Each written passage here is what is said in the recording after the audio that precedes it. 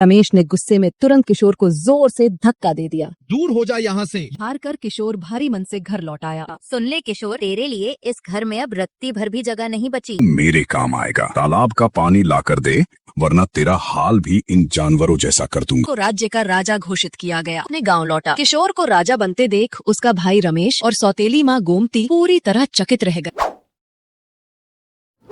संध्या का वक्त था। रघुवीर और उसकी पत्नी गोमती देवी मंदिर से दर्शन कर लौट रहे थे। वो दोनों घने जंगल के रास्ते से अपने गांव हरिपुर की ओर पैदल बढ़ रहे थे। कई मील चलने के बाद उनके कदम भारी हो चुके थे। उन्हें अंदाजा तक नहीं था कि ये रास्ता उनकी जिंदगी को हमेशा के लिए बदलने वाला है। अरे गोमती, बैलगाड़ी खराब क्या हुई? हमारी तो चलते चलते जान ही निकल गई। हर कदम ऐसा लग रहा है जैसे पहाड़ चढ़ रहे हूँ। देखिए जी, आपकी बातों में आकर ही तो मैं तैयार हो गई थी पैदल सफर करने के लिए। अब बताइए, और कितनी दूर रह गया है गांव? थकान से तो पैर भी जवाब देने लगे हैं। अरे घबराओ मत गोमती, बस 2 कोस की दूरी और बाकी है। थोड़ी सी हिम्मत रखो, फिर अपने घर की चौखट सामने होगी। रघुवीर की बात सुनकर गोमती ने गहरी सांस ली और वहीं पास खड़े एक पुराने वृक्ष के नीचे बैठ गई। देखिए जी, अब मुझसे और नहीं चला जाता। पैर जैसे पत्थर हो गए हैं। एक कदम भी आगे बढ़ाने की ताकत नहीं बची। अरे तो चिंता मत करो गोमती, हम इसी पेड़ के नीचे थोड़ी देर आराम कर लेते हैं। और हाँ, जो खाना पीना हमने सफर के लिए साथ रखा था, जरा उसे निकाल लो। अच्छी बात ये है कि सामने ही एक तालाब दिख रहा है, वहीं से पानी भी ले आएंगे, फिर ताजगी मिल जाएगी।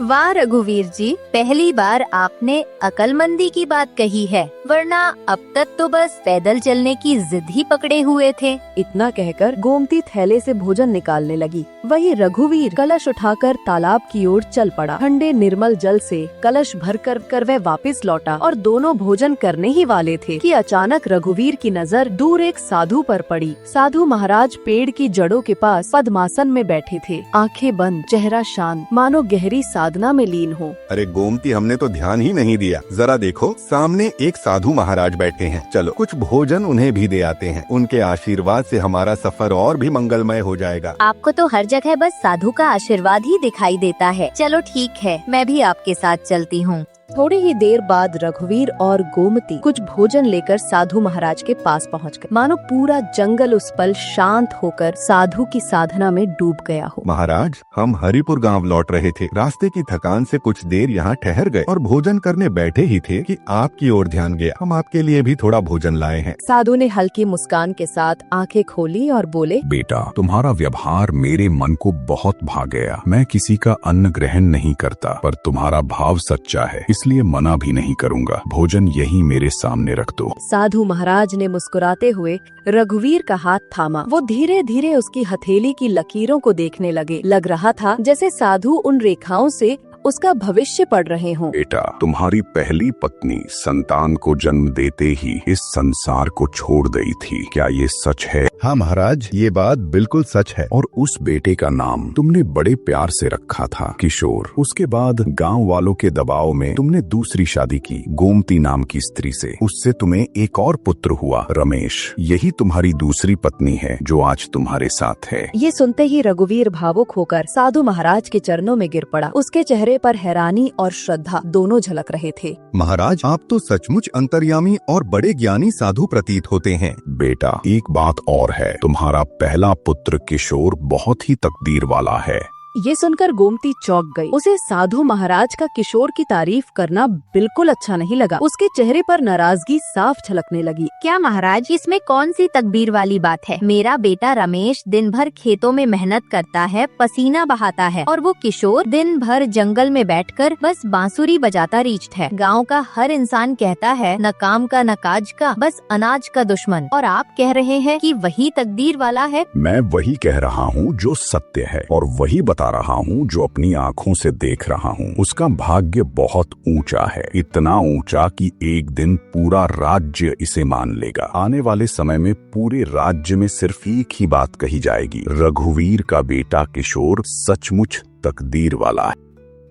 है, अब तुम दोनों जा सकते हो। इतना कहकर साधु महाराज ने फिर से अपनी आंखें बंद कर ली। ये सुनकर गोमती गुस्से से उठ खड़ी हुई और रघुवीर भी चुपचाप पीछे पीछे चल पड़ा। थोड़ी देर बाद दोनों ने भोजन किया। भोजन खत्म होते ही गोमती ने रघुवीर की ओर देखते हुए कहा, रघुवीर जी, अब मेरा यहाँ बिल्कुल मन नहीं लग रहा, चलो गाँव वापस चलते हैं। रघुवीर चुपचाप गोमती के साथ घर की ओर चल पड़ा।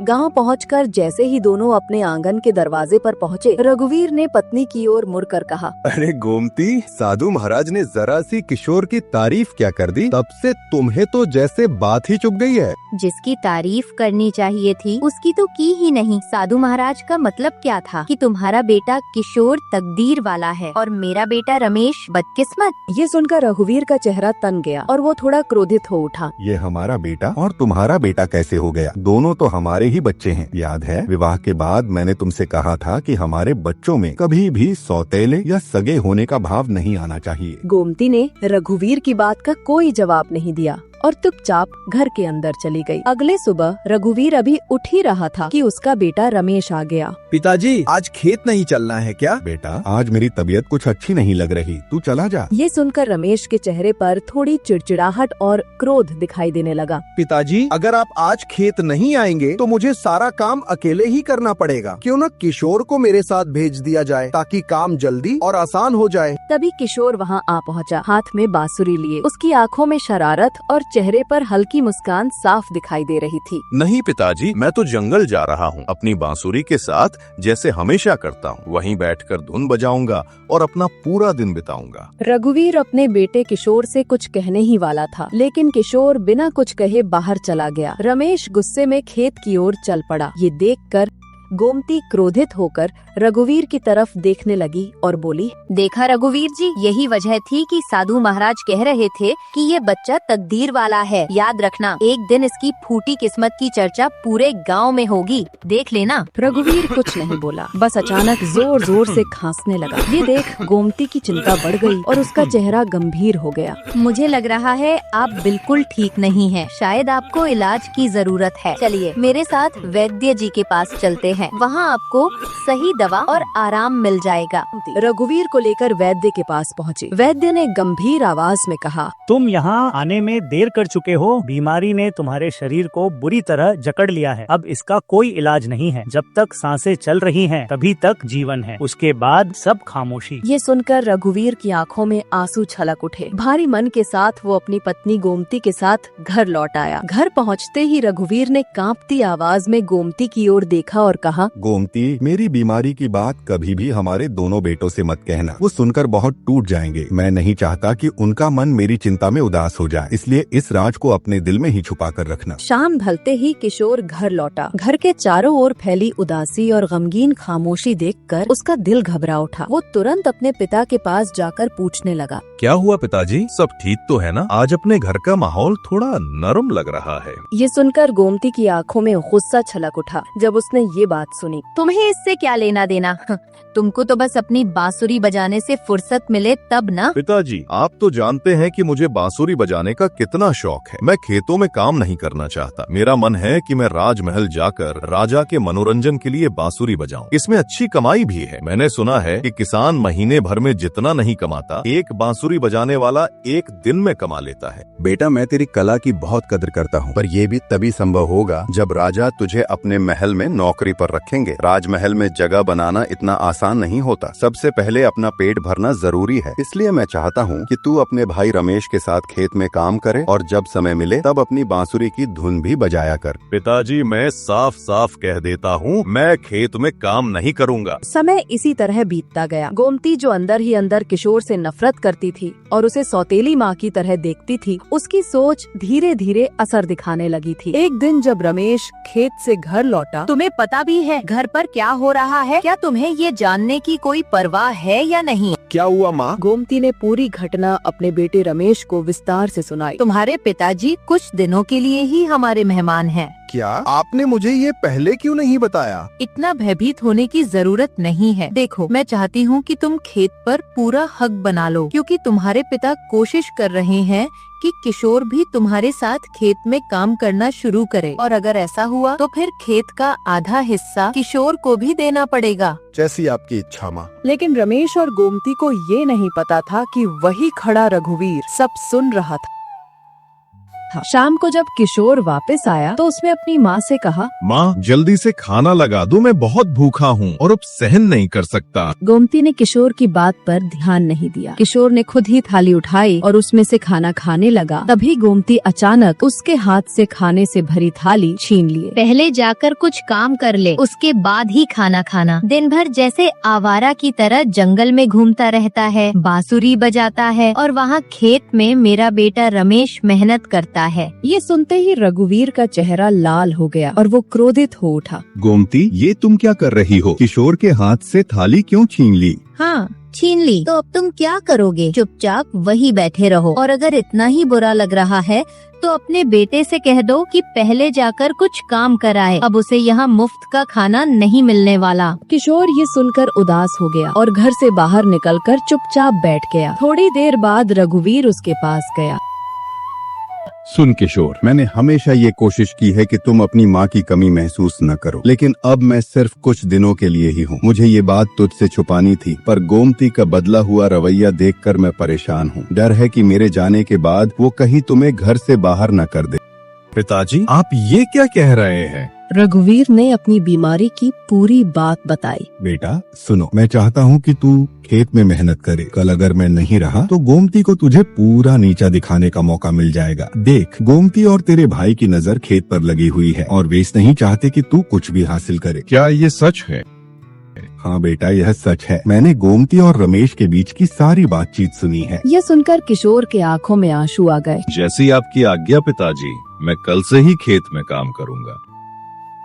मगर किस्मत का खेल कुछ और ही था। अगले दिन सुबह रघुवीर हमेशा के लिए दुनिया छोड़कर चला गया। किशोर उसे देखकर बुरी तरह रो पड़ा। गांव वाले इकट्ठा हुए और थोड़ी देर बाद रघुवीर का अंतिम संस्कार कर दिया गया। कुछ दिन ऐसे ही गुजर गए। एक दिन रमेश खेत में काम कर ही रहा था, तभी किशोर भी वहां आ पहुंचा। रमेश, आज से मैं भी खेत के काम में हाथ बटाऊंगा। रमेश ने गुस्से में तुरंत किशोर को जोर से धक्का दे दिया। दूर हो जा यहाँ से, ये खेत मेरा है। अब तक मैं ही इस खेत मेहनत करता आया हूँ और जैसे ही पिताजी चले गए तू इस पर हक जमाने आ पहुँचा। ये सुनकर किशोर की आंखें नम हो गईं और आंसू ढलक पड़े। नहीं छोटे भाई, ऐसा बिल्कुल नहीं है। मैं खेत पर सिर्फ इसलिए आया हूँ क्योंकि मैं नहीं चाहता कि माँ मुझे ताने दे कि मैं घर पर मुफ्त की रोटियां खा रहा हूँ। मैंने कभी खेत पर अपना हिस्सा नहीं मांगा। पिताजी ने मुझसे कहा था कि खेत में काम करूँ और मैंने उन्हें वचन दिया था। मगर किस्मत जैसे कुछ और ही सोच चुकी थी। रमेश ने किशोर की एक भी बात सुनने से इनकार कर दिया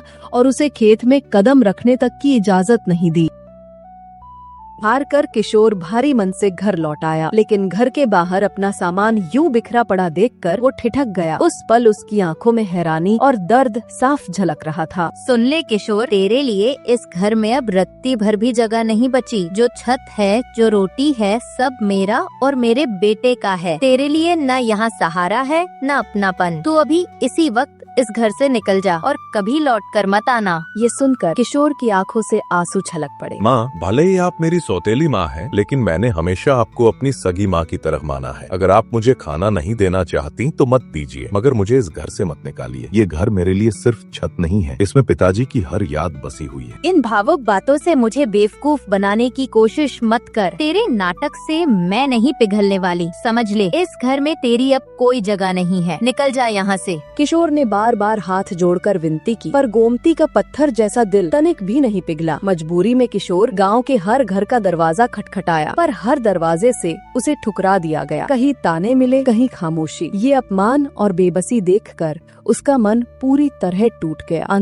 अंततः वो कुछ कपड़े और पुरानी थैली उठाकर गांव छोड़ जंगल की ओर चल पड़ा। भटकते भटकते एक शांत तालाब के किनारे आकर बैठ गया। नहीं जाना अब मुझे कभी उस गांव में जहां मुझे अपनों ने ही पराया कर दिया। किशोर ने तालाब के पास एक छोटी झोपड़ी बना ली। वो रोज जंगल से फल तोड़कर लाता और उसी से अपना गुजारा करता। एक दिन उसने खुद से कहा, काफी दिन बीत गए, मैंने बांसुरी को हाथ तक नहीं लगाया। आज दिल चाहता है कि उसकी मधुर धुन फिर से बजाओ। किशोर झोपड़ी के बाहर पेड़ के तले बैठ गया और बांसुरी बजाने लगा। तभी उसे कहीं से कराहने की आवाज आई। उसने तुरंत बांसुरी रोक दी और चारों तरफ देखा। उसकी नजर तालाब के किनारे पड़े घायल पंछी पर पड़ी। किशोर फौरन उसके पास दौड़ा। हे भगवान, ये पंछी तो बहुत बुरी तरह घायल है। इसके शरीर से खून बह रहा है। अगर जल्दी से जड़ी बूटियां न लगाई गईं, तो ये मर भी सकता है। किशोर ने घायल पंछी को उठाकर झोपड़ी में ले जाकर रखा। फिर वो जंगल से जड़ी बूटियां तोड़कर उसके घावों पर लगाने लगा।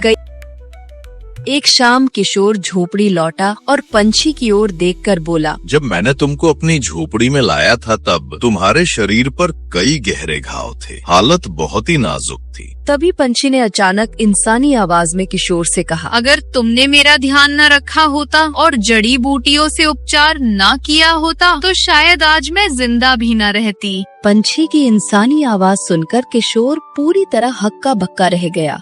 ये कैसे संभव है? तुम तो एक पंछी हो, फिर भी इंसानी भाषा में बात कैसे कर सकती हो? ये एक राज है। इतना जान लो कि मैं एक श्राप के कारण इस पंछी के रूप में बंध गई हूँ। तो फिर आप है कौन? मैं चाहकर भी ये नहीं बता सकती कि मैं असल में कौन हूँ। ये राज अभी उजागर नहीं हो सकता। पंछी की आंखों से आंसू बहने लगे और वो बुरी तरह से रोने लगी। आप रो क्यों नहीं हो? अगर मैं रोऊं नहीं तो और क्या करूं? मैं अपने असली रूप में नहीं लौट सकती। माँ बाप होते हुए भी मैं खुद को पूरी तरह अकेला महसूस कर रही हूँ। कई दिन से इस जंगल में भटक रही हूँ और हर पल मेरे दिल में खालीपन बढ़ता जा रहा है। तुम शायद समझ ही नहीं सकते कि मैं कितनी परेशान हूँ। तुम्हारा असली रूप वापस लौटाने का कोई न कोई तरीका तो जरूर होगा। हाँ, एक रास्ता है, मगर वो बहुत कठिन है। इतना कठिन कि शायद ही कोई उसे पूरा कर पाए। भला कौन मेरे लिए अपनी जान दांव पर लगाएगा? किशोर ने हल्की मुस्कान बिखेरते हुए कहा, क्यों नहीं, अभी भी इस दुनिया में ऐसे लोग मौजूद हैं जो दूसरों की मदद के लिए अपने प्राण तक की परवाह नहीं करते। बताओ मुझे पूरी कहानी क्या है? यहाँ पास ही एक गुफा है और उस गुफा में एक दरवाजा है जो दुनिया से परे ले जाता है। उसके पीछे एक और दुनिया बसी है जहाँ एक खतरनाक तांत्रिक का राज्य है। अगर तुम उस तांत्रिक को मार पाओगे तभी मैं अपनी असल पहचान पा सकूंगी। ठीक है, मैं आपकी मदद करूंगा। उस रहस्यमयी द्वार तक पहुंचकर तांत्रिक का सामना करूंगा और आपकी असली पहचान वापस दिलाऊंगा ताकि आप फिर अपने माता पिता से मिल सकें। पंछी खुशी से फड़फड़ाने लगी। ठीक है, कल सुबह की पहली किरण पर मैं तुम्हें उस गुफा के पास ले जाऊंगी। किशोर चुपचाप अपनी झोपड़ी से बाहर आता है। जब मुझे जरूरत थी तब किसी ने हाथ नहीं बढ़ाया, लेकिन मैं इस पंछी की मदद जरूर करूंगा। उसकी बातों से लग रहा है उस दूसरे संसार में जान का खतरा है। हो सकता है मैं लौट कर ना आऊं। क्यों ना मरने से पहले एक आखिरी बार अपनी बांसुरी की धुन सुन लूं। इतना कहकर किशोर ने अपनी बांसुरी की मधुर धुन दोबारा बजाना शुरू किया। तभी अचानक पंछी झोपड़ी के बाहर आकर बैठ गई। आपको पता है, मैं जब बेहोश होकर तालाब के किनारे पड़ी थी और तड़प रही थी और तभी आपकी बांसुरी की मधुर धुन मेरे कानों तक पहुंची। एक पल के लिए तो मैं अपना दर्द ही भूल गई। सच में तुम बहुत ही सुंदर बांसुरी बजाते हो। किशोर मुस्कुराते हुए बोला, धन्यवाद। आखिरकार कोई तो मिला जिसने मेरी बांसुरी की तारीफ की। अगले दिन पंछी किशोर को घने जंगल की ओर ले गई। जैसे जैसे वे भीतर बढ़े, जंगल का माहौल डरावना और रहस्यमय होता गया। तभी झाड़ियों के बीच से एक सियार निकलकर किशोर के सामने आ गया और इंसानी आवाज में बोला, रुक जाओ, आगे मत जाओ, आगे खतरों से भरा रास्ता है। बताना मेरा फर्ज था, बाकी तुम्हारे फैसले पर है। इतना कहकर सियार वहाँ से दूर चला गया। ये क्या था? सियार होते हुए भी इंसान जैसी आवाज में बोल रहा था। ध्यान रखो, वो सियार भी शापित है। जैसे जैसे हम गुफा के पास जाएंगे ऐसे और जानवर मिलेंगे जो तुम्हें आगे बढ़ने से रोकने की कोशिश करेंगे। इतना कहकर पंछी उड़ने लगी और किशोर धीरे धीरे उसके पीछे चला। तभी एक काला कुत्ता अचानक उसके रास्ते में आ गया। रुक जाओ, आगे मत जाओ, आगे खतरा है। ये कहकर काला कुत्ता भी जंगल की झाड़ियों में गायब हो गया। मैंने पहले ही बताया था, आगे बढ़ते रहोगे तो ऐसे ही अजीब नज़ारे तुम्हें बार बार देखने को मिलेंगे। किशोर बिना कुछ कहे पंछी के पीछे चलता रहा। चलते चलते अचानक उसकी नजर सामने पड़ी एक बहुत बड़ी गुफा पर गई। देखो, सामने जो गुफा दिख रही है उसी के भीतर वह जादुई दरवाजा छिपा है। किशोर पंछी के साथ गुफा के भीतर दाखिल हुआ। अंदर पहुंचते ही उसकी नजर एक चमकते हुए द्वार पर पड़ी जो चारों ओर से रंग बिरंगी रोशनी बिखेर रहा था। चलो इस गुफा के अंदर में प्रवेश कर जाओ। किशोर और पंछी उस द्वार से गुजरे। अंदर कदम रखते ही किशोर हैरान रह गया क्योंकि सामने एक बिल्कुल नई दुनिया थी, मानो जो उसने पहले कभी नहीं देखी थी। ये कैसी जगह है? सामने तो एक बड़ा महल दिख रहा है और चारों ओर घर भी बने हुए हैं, लेकिन सब जगह सन्नाटा क्यों पसरा हुआ है? देखो, ये जगह पहले खुशियों से भरी रहती थी। लोग हंसते बोलते थे, खेत खलिहान सजते थे, लेकिन जब से वो तांत्रिक आया है सब बदल गया। उसके डर से लोग अपने घरों से बाहर तक नहीं निकलते। लगता है जैसे पूरा राज्य उसकी छाया में कैद हो गया हो। सुनो, अब मुझे सच सच सब बताओ। रास्ते में जो भी जानवर मिले वो भी इंसानों की तरह बोल रहे थे, ठीक तुम्हारी तरह। ये सब कैसे हुआ? देखो, मुझे ये नहीं जानना कि पहले तुम कौन थी, लेकिन ये तो बताओ कि तुम्हारे साथ ऐसा क्यों हुआ। जब तक मैं पूरी बात नहीं जानूंगा मैं तुम्हारी मदद कैसे करूं? सुनो,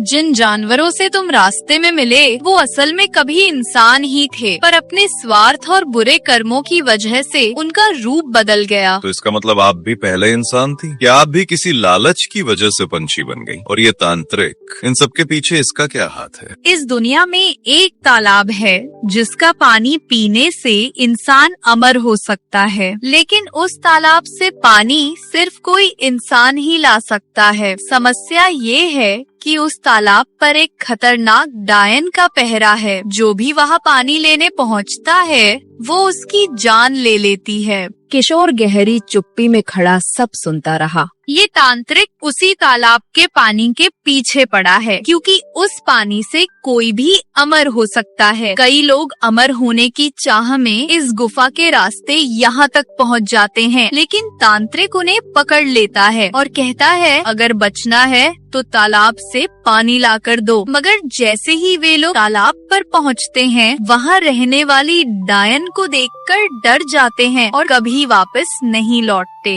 इतना बोलते ही पंछी की आंखें भर गई। जब लोग तालाब से पानी नहीं ला पाते तो तांत्रिक क्रोध में उन्हें जानवर बना देता है और कहता है जब तक मैं अमर नहीं होता यही हाल रहेगा। मैं भी उसी लालच में यहाँ आई थी, पानी लेने गई लेकिन तालाब की डायन को देखकर डर गई और खाली हाथ लौट आई। तभी तांत्रिक ने मुझ पर भी जादू किया और मुझे इस पंछी का रूप दे दिया। अब मैं उड़ तो सकती हूँ मगर इंसान का रूप कभी वापस नहीं पा सकती। तांत्रिक ने ऐसा क्यों किया? जब वो तांत्रिक किसी को जानवर या पक्षी में बदलता है तो उनके शरीर में ऐसी शक्ति भर देता है कि चाहकर भी कोई अपनी असलियत नहीं बता पाता। अगर कोई बता भी दे तो उसी पल जलकर राख हो जाता है। हर बार वो यही आदेश देता है, पृथ्वी लोग जाओ और मेरे लिए किसी मनुष्य को यहाँ लाओ जो मेरे लिए उस तालाब का पानी ला सके। उस तांत्रिक पर कैसे यकीन कर लूं? अमर होने की ताकत पा लेने के बाद अगर उसने किसी को भी असली रूप में वापस ही ना किया तो कहीं ये सब धोखा ही तो नहीं? अचानक चारों ओर रंग बिरंगी किरणें फैल गईं और उन किरणों के बीच से धीरे धीरे उभर कर सामने आया एक लंबा भयानक व्यक्ति जिसकी आंखों में अजीब सी आग जल रही थी। यही है वो तांत्रिक जिसकी मैं बात कर रही थी। तांत्रिक ने लाल आंखों से गुस्से भरी नजर किशोर पर डाली, मानो उसे वही जला डालेगा।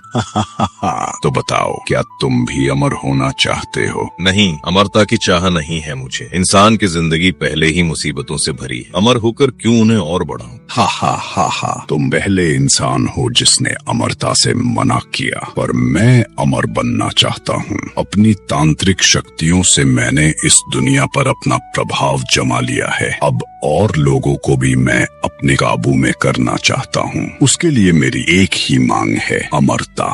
तांत्रिक की आंखों में खौफनाक लाल रोशनी चमक रही थी। सुन मनुष्य, अब तू मेरे काम आएगा। तालाब का पानी लाकर दे, वरना तेरा हाल भी इन जानवरों जैसा कर दूंगा। वाह, जहाँ दुनिया को मंत्र मुग्ध कर सकते हो, वहाँ एक घड़ा पानी लाने की ताकत नहीं। मूर्ख प्राणी, उस जल पर कोई मंत्र नहीं चलता। उसे तो केवल मनुष्य के हाथ ही ला सकते हैं। अब ये साफ हो गया है कि तुम इंसान नहीं हो, यानी ये तुम्हारा असली रूप नहीं है। यही मेरा असली रूप है। इससे पहले मैं कुछ और था। ज्यादा सोचो मत, जल्दी जाओ, तालाब का पानी ला कर दो। मैं महल में तुम्हारा इंतजार कर रहा हूँ। ये कहते ही तांत्रिक रंग बिरंगी रोशनी की लहरों में विलीन हो गया। मेरे पीछे आओ, मैं उस तालाब का हर मोड़ पहचानती हूँ, तुम्हें सीधा वही ले चलूंगी। किशोर तालाब के किनारे पहुंचा। वहाँ घना कोहरा पसरा था, जैसे सदियों पुराने रहस्य उस धुंध में छिपे हों। उसने चारों ओर नजर दौड़ाई, तभी जमीन पर चमकता हुआ एक छोटा कलश दिखाई दिया। कलश को उठाकर उसने तालाब में डुबो दिया। अगले ही पल पानी उबलने लगा। काले धुएं का गुबार उठा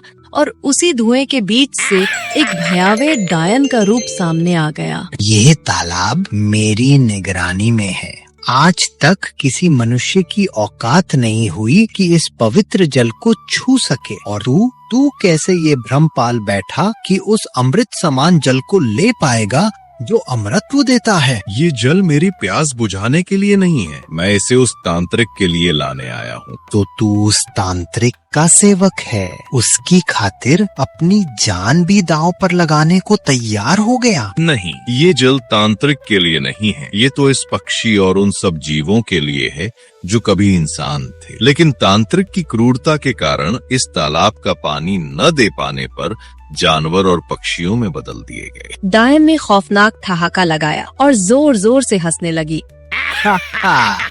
मूर्ख, क्या तुझे लगता है मैं अनजान हूँ? जिन इंसानों की बातें तू कर रहा है वे लालच से अंधे होकर यहाँ आए थे, अमृतत्व पाने की हवस में, और उनके पापों की यही सजा थी कि वे जानवरों और पक्षियों में बदल गए। हाँ, मैं जानता हूँ, लेकिन उन्हें अपनी गलती पर पछतावा है। ठीक है, सुन ले, मैं हूँ डायन, और डायनों का स्वभाव ऐसा ही होता है। यदि तुम मेरे मन को शांति दे सकोगे तभी मैं उस अमृत जल की इजाजत दूंगी, वरना मैं यहीं तुम्हें मार डालूंगी, या वो तांत्रिक तुम्हें किसी जानवर में बदल देगा। किशोर कुछ क्षण शांत बैठा और फिर बांसुरी उठाकर हल्के से बजाने लगा। बांसुरी की मीठी धुन धीरे धीरे जंगल में फैल गई और डायन की आंखों से आंसू गिरने लगे। पहली बार मेरे हृदय को सुकून मिला है। तू इस तालाब का पानी ले जा सकता है, पर ध्यान रखना, अगर तू ये जल तांत्रिक को देता है तो वो अमर हो जाएगा। उसने अब इस लोक पर कब्जा जमा लिया है,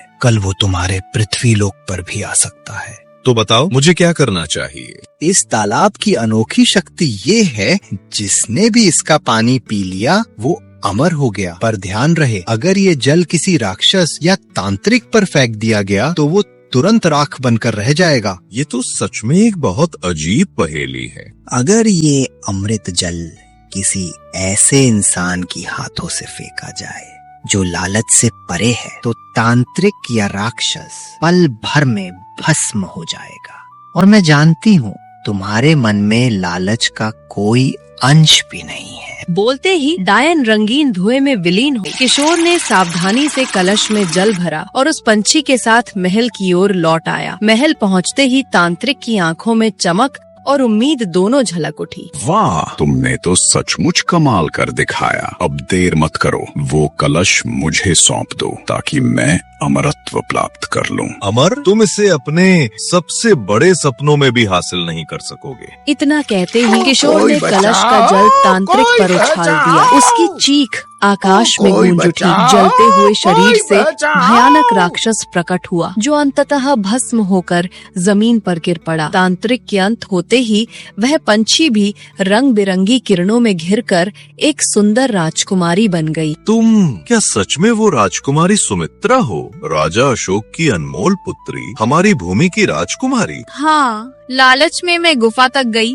और वही फंस गई। तांत्रिक ने मेरी पूरी पहचान छीनकर मुझे पक्षी बना दिया, लेकिन तुम्हारे साहस और दयालु हृदय ने मुझे इस प्राचीन श्राप से आजाद कर दिया। वही जंगल में मौजूद सभी जानवर और पक्षी अपने वास्तविक रूप में लौट आए। सुमित्रा किशोर के साथ महल की ओर रवाना हुई। राजा विक्रम अपनी प्रिय पुत्री को देखकर भावुक हो गए और आंखों में आंसू भर आए। हमने कभी सोचा भी नहीं था कि तुम लौटोगे, पर अब तुम सामने हो। सुमित्रा ने अपने पिता को सारी घटना विस्तार से बताई। राजा अशोक ने किशोर की ओर देखकर गंभीर स्वर में कहा, तुमने जो साहस और महानता दिखाई वो किसी सामान्य युवक से संभव नहीं था। मैं अपनी पुत्री सुमित्रा का विवाह तुमसे कराऊंगा और उसके बाद तुम्हें इस राज्य का नया राजा घोषित कर दूंगा। सुमे, कुछ ही दिनों में किशोर और सुमित्रा का भव्य और धूमधाम से विवाह हुआ। किशोर को राज्य का राजा घोषित किया गया। कुछ समय बाद किशोर अपनी पत्नी सुमित्रा और वफादार सैनिकों के साथ अपने गांव लौटा। किशोर को राजा बनते देख उसका भाई रमेश और सौतेली माँ गोमती पूरी तरह चकित रह गए।